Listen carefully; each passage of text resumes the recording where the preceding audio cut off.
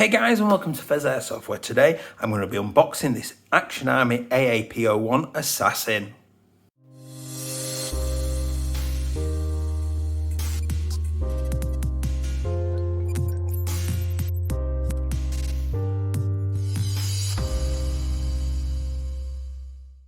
Hey guys, and welcome back. If you do enjoy this content today, please do like, comment and subscribe, because those interactions are going to help my channel grow by being seen more and more by the YouTube algorithms. If you do want to join any of my socials, the link is down below, including the one for the Discord. That will take you to my Linktree page where all those links are. And channel memberships, 99 pence a month, the button as open. Those guys have just recently had their first members only video, which is a tour of the Pheas cave, as well as bloopers, a private chat on my Discord as well, and their own giveaways as well when I do the sort of subscriber giveaways. But totally optional, massively appreciated if you do it. So the Action Army AAP01 Assassin in black. This is hugely popular, still sells very, very quickly, if not completely out when it comes in stock anywhere. And I finally got my hands on one. So in this video, we're going to just do the unboxing, and then I'm going to do a follow-up video comparing this to the WE Galaxy G series and the Armourer Works custom VX0200 Glock 17. So the box itself then, quite nice and simple and plain. A little bit of information on there, QR code, where it's made, obviously a sticker about the model itself, fairly standard airsoft box. So pop that open. Obviously all fully recyclable, which is important this point in the world's history. So we've got a nice little manual in there, which is in English and Japanese or Chinese, I assume Japanese. Got all about the safety, the firing modes, obviously filling the mags, separating it, maintenance, which is nice that it's showing you about the maintenance and stuff. Generally a really good quality guide for looking at, to show you how to look after it, which is really, really nice. Get that out of the way. We've then got a sheet which looks like it's telling you the kind of energy that should be coming out. I suspect this could be this actual product. So it was tested on the 24th of November. Fair enough. So it's been stamped to confirm that this is what it was doing. Maximum 96 meters per second, these sort of joules. Fair enough, I'm happy with that. So then we've got our mag and our pistol as well, which is pretty nice, I'm not gonna lie. Similar stylings, ooh, and a free BB by the looks of it as well, nice. Take that out of the way.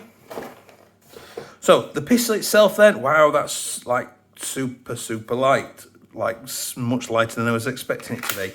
And even with the mag, that's really light. So that's about 0.6 of a kilogram, just over half a kilogram in weight, which is really quite light in your hand.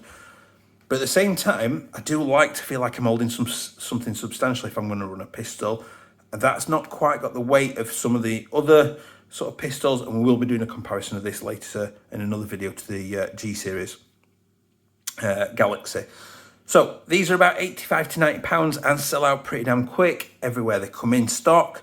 We're talking full polymer externals. You've got a removable end cap, which I'm not gonna lie is a stroke of genius on their point of view to give you a 14mm negative. There's no messing about with adapters, it's already built in. We've got our safety, which is nice and easy to access. It's got a nice little light bolt with a fire selector underneath. We'll put that back in. So we'll start at the front and we'll work our way back. So I do quite like the fluted barrel, it does look pretty cool. And we've got these fibre optic sights at the front and the back to make it easier to spot your target, get aiming and get firing. I do like that a lot. We've got our ejection port there where we can see the mag. I'll drop that out. And the slide has locked open because of the empty mag. We've got underneath here, as I've said, our fire selector. So we've got a single shot to this side and a click, and we're now on full auto. As simple as that. And you've changed firing modes, drop your charging handle back in, and off you go in the change firing mode.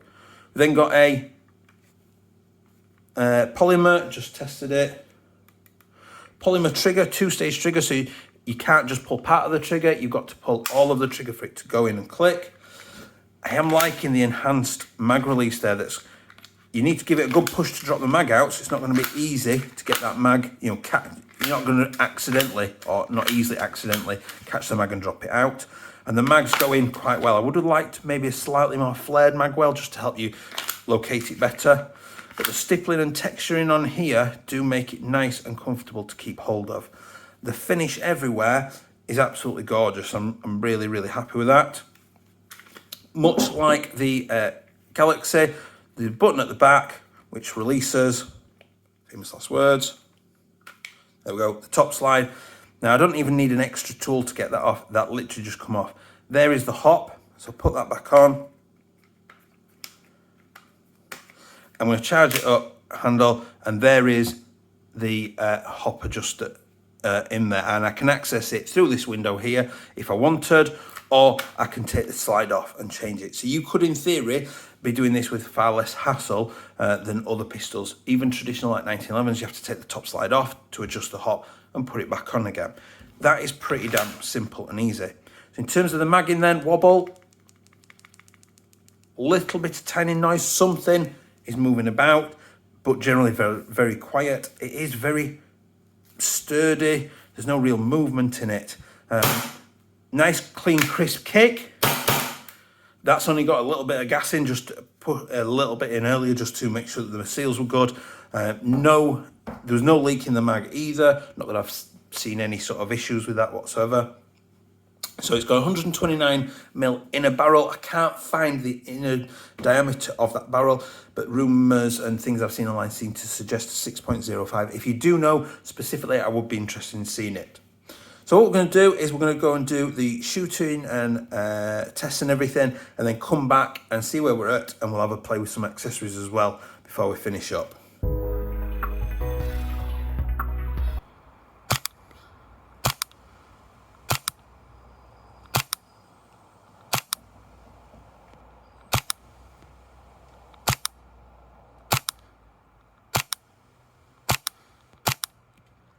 Way over 40 metres, about 45 metres plus.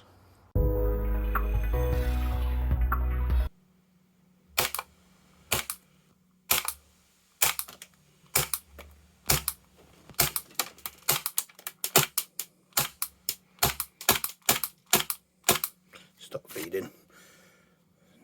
Not even got a full mag out of it.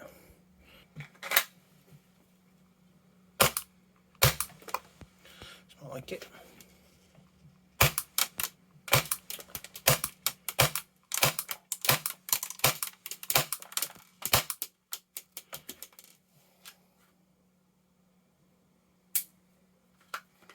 Full auto rate of fire, about 19 rounds a second.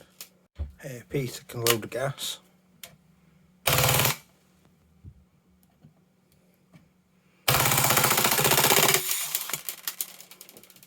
Not quite locked it back, but emptied the mag.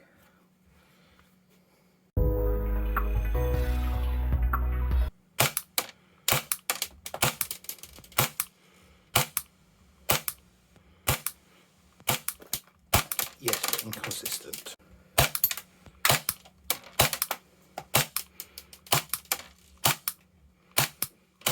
Yes, but erratic.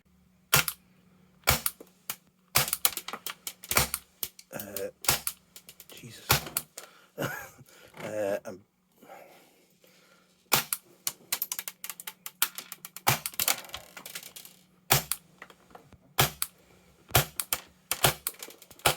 Definitely feeding, it's not able to seemingly chrono it. I suspect about 330.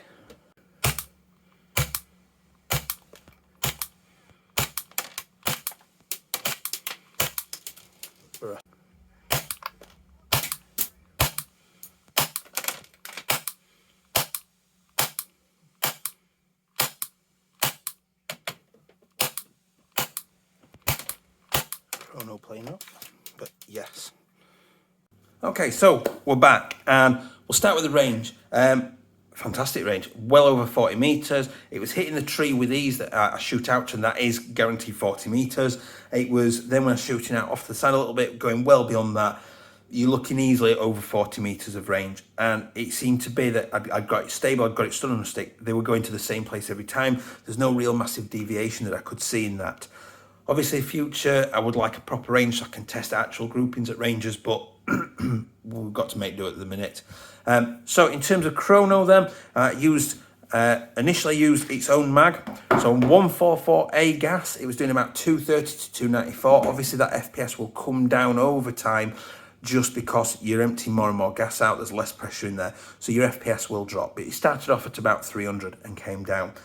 Rate of fire then wasn't amazing, but not brilliant. But then we don't buy these generally for crazy rate of fires. We buy them because they're good sidearms and sometimes make a good pistol, good primary as well, if you're feeling that way out, especially in CQB. Green gas then, we had 224 FPS when it was towards the end of its life, down from 337, so started significantly higher and come down, which was pretty good. I was quite happy with that. And about 19 rounds per second on full auto with it. It was a bit sort of all over the place. In terms of the CO2 then, well, mag compatibility in general, I tried it with the WE Mag and that fit and fed lovely, no issues there.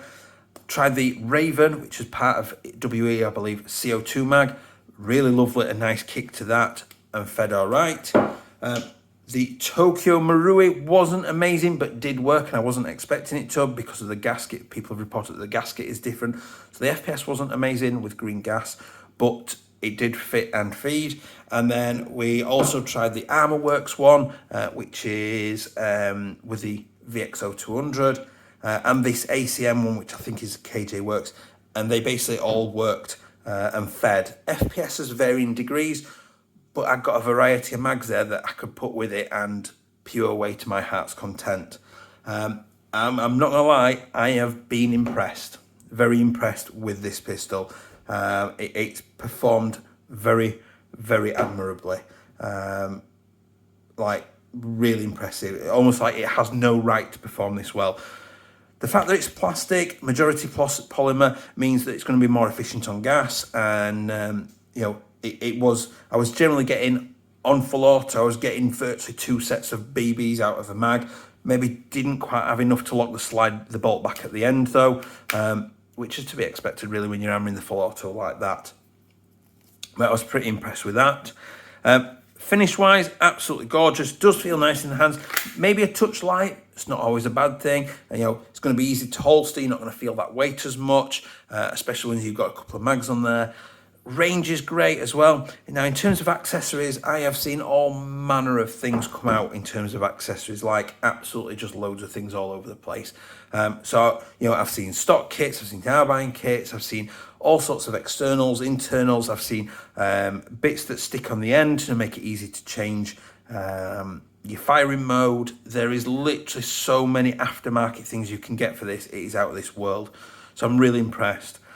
One of the things I would have liked is the rail accessories. Now I'm assuming these holes, like the Galaxy, are potentially for mounting things on. I could be completely wrong. I've not seen anything necessarily, but they seem to correspond very similar to the Galaxy mounting holes. But by and large, the main thing I would want to mount would be a tracer anyway, which I can do as part of the standard kit. It has got that 14mm negative thread at the front, which makes me very, very happy. That looks pretty cool in itself, but we're going to bring the big boy in. Here we go. So how can I not bring this bad boy in and test how this looks?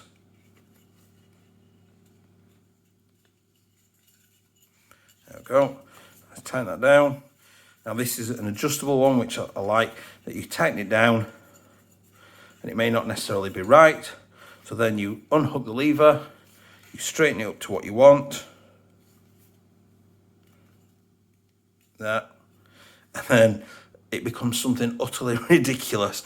And check out that boy. It's more than doubled in length, or near enough, just over doubled in length, but looks totally ridiculous. Now the beauty of this is because this whole top slide doesn't move, only the bolt moves internally, this is not going to pull down on the outer barrel and cause issues with firing. It should, in theory, keep it nice and stable and solid, and this shouldn't move or doesn't move, so your shots are going to keep going out of there. Now I can't see because it's too dark down there to see the line of sight, but I'm pretty sure that would absolutely be fine. But look at that, looks absolutely gorgeous like that. I would have liked some sort of rail included underneath, just to mount a torch underneath, but there are that many kits and parts for it online. I can't really complain, to be honest, at all. So I wasn't 100% certain on these when I first saw them. I saw all the rave about them, and I was like, okay, maybe whatever.